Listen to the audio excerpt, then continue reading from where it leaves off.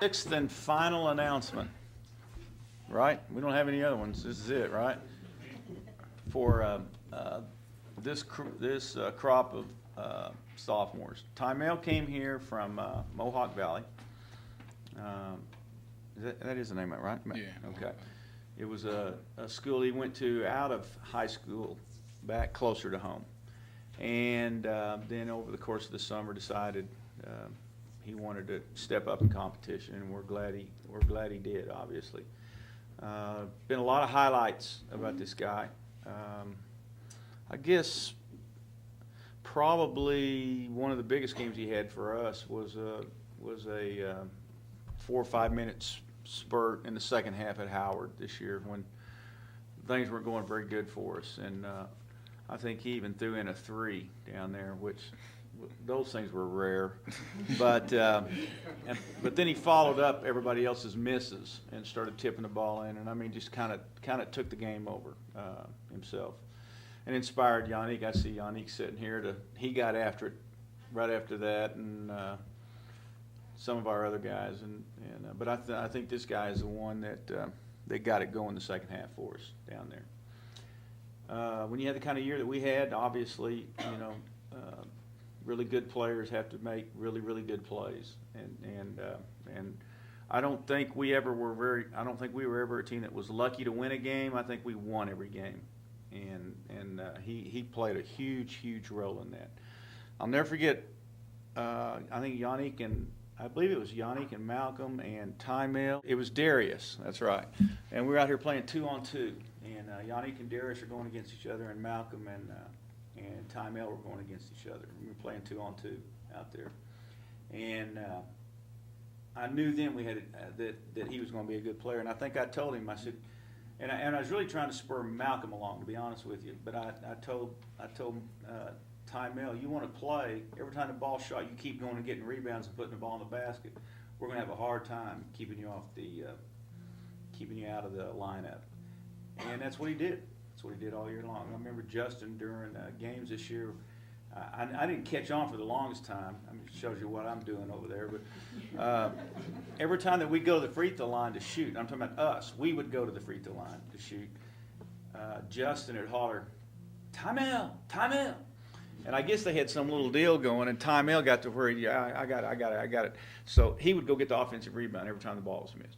He went after it. And it was just some little signal they had going back and forth. I don't know if he got tired of hearing it or he was, I don't know, whatever. But anyway, that was going on all year long. This guy, I told several coaches about him that he is a garbage player. And to me, I mean, a garbage player is a guy that goes and gets loose balls, what they call 50-50 balls. The ball's loose, he comes up with it, and that's not something that is luck. I mean, that is a skill.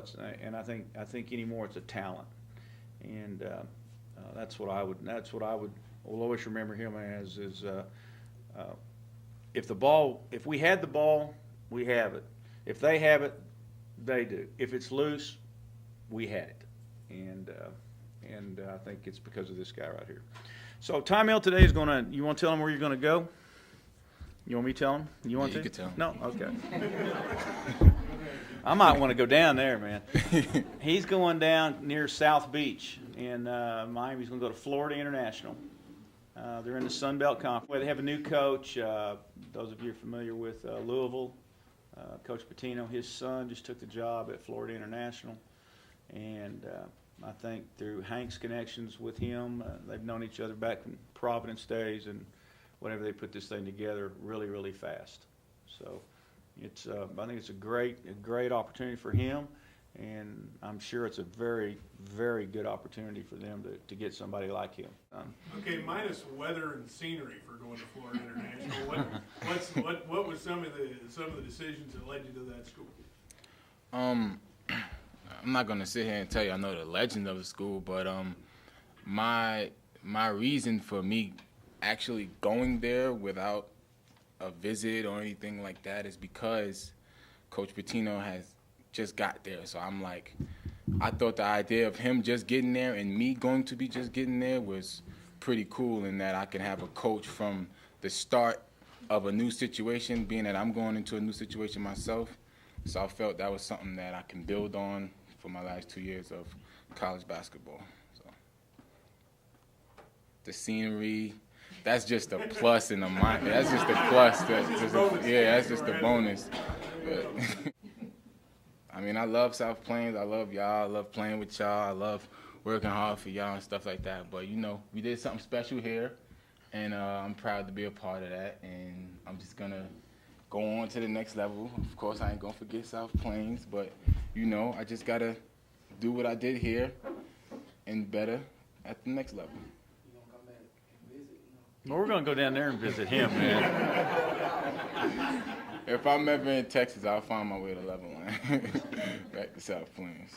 You only spent a year here, but if a young recruiter were to call you and ask you about your experience in South Plains, what would you tell them?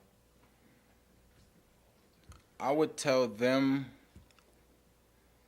that this is the best place to calm your ego, to work your hardest, and to just become team-oriented. When I first came here, I had different goals than what I've actually accomplished at the end of the season. But I learned to work hard for my teammates, and sometimes it's not going to be about me. You know, we had Yannick and Marshall and Stan Kidd, and we had a lot of good players on this team. So playing against guys like Deshaun, Darrell, Malcolm in practice and stuff like that, it really made me appreciate that it was so much players on my team that the goals that I set for myself at the beginning of the season, I didn't have to achieve them because we was going to achieve something bigger, which was winning the national junior college championship. So.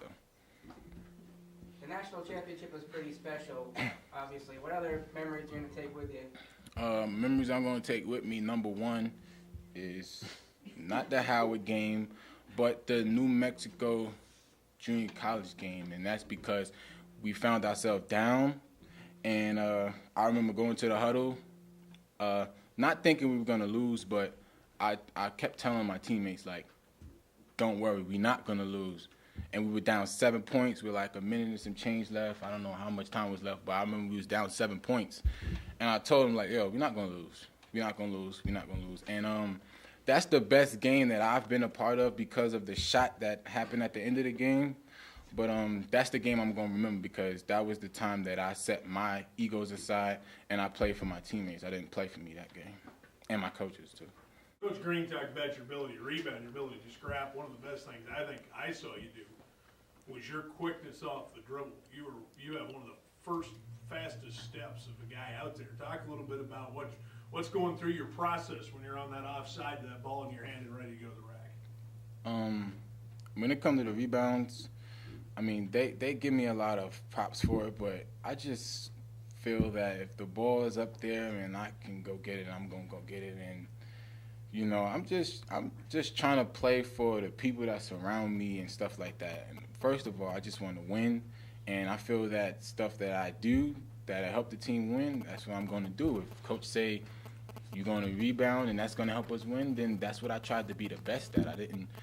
I didn't really put no thought into it, but I got to do this for my teammates and stuff like that. And going to the rack or going to the rim with that first step, one thing I learned about it is can't go on the first try, right?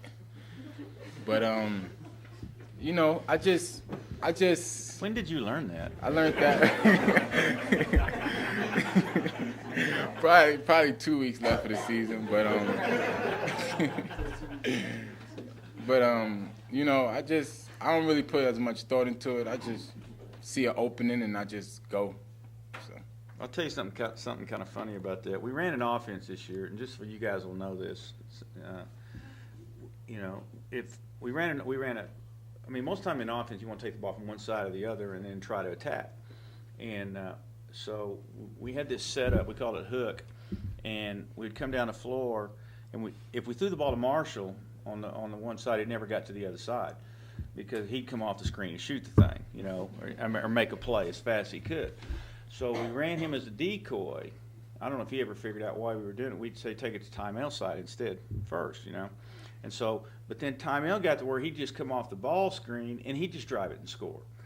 and we could never. I tried to trick them, but then that's when we started the deal that you say you just now learned, you know, because we needed to kind of run a little bit of clock off, and then it's like you said. I mean, if they're ready on the first pass to guard you, and so that was we had it figured out, but then he didn't necessarily go along with what we wanted, and so we go back the other way, and you knew he was never going to go along with what you wanted. So it just it ended up being what it was. So. But he got so much better at driving. I mean, he could drive. Thing that I thought, I've never seen a guy be able to do this. They know he's going to drive, and he could dribble 2 dribbles and then blow past him. I mean, and maybe the second dribble, he's just now getting to him, and he could still get past him. I've never seen a guy be able to do that before. I mean, if I know he's going to drive, I'm just going to stand. Well, there's only one time this year that he was not able to do it, and that's when he ran over the guy at Howard 3 straight times, who stood underneath the net, and he just kept running over him. That's a bad. But it was, I mean, it was a great first step or second step or third or whatever. But I mean, it just got faster and faster and faster as he got to the basket. And he was a great compliment on one wing with the shooter, you know, that we had on the other wing. What did you learn most from Coach Green that you're going to take with you to Florida International? Coach Green is the most sarcastic guy I've ever met in my life. Some of the things he used to say, I used to really think a lot harder on it because it was my first time hearing it, so I'm thinking like, I used to be thinking about it, but I mean, Coach Green, I mean, he's a great coach. I mean, he taught me some things that I came in here thinking I already knew, and and sometimes I didn't want to listen because I thought I knew everything. But listening to Coach Green as the season went on, he was trying to help me. He did help me, and what I learned from Coach Green is just to work hard, listen, and just do what you got to do, and things will go great for you. What advice do you have for Corey and those other guys that you're leaving behind for the future here? Good luck trying to do 36-0 again.